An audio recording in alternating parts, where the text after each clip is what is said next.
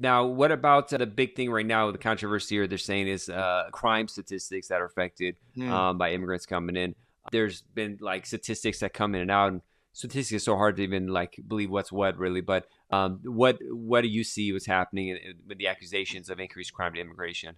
So the big problem with this is we know pretty well like incarceration rates for all immigrants, and they have been lower for all immigrants compared to native born Americans, basically going back for as long as we have data, back to the 19th century and in recent years and decades as well.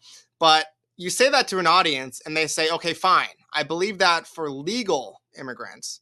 But what about illegal immigrants? They broke laws, they came here unlawfully, overstayed a visa. What about them? And so I was one of the first researchers, well, the first researcher to really dig into this question and found that the state of Texas actually keeps criminal conviction and arrest data by immigration status. It's the only state so far that I've been able to find that actually does this. No other states do it. So there's very little data. And what we find in Texas is that illegal immigrants, focusing on murder, for instance, on homicide, have a criminal conviction rate 26% below that of native born Americans, while legal immigrants are the least crime prone of all, with a criminal conviction rate about 61% below native born Americans.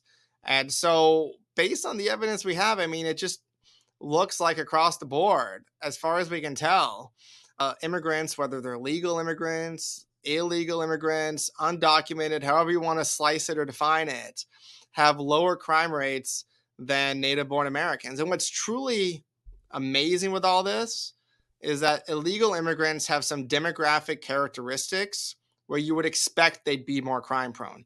They're more likely to be men. And it's probably not news to your listeners, but men commit the vast majority of crimes. They're more likely to be younger, which is really where who commit crimes.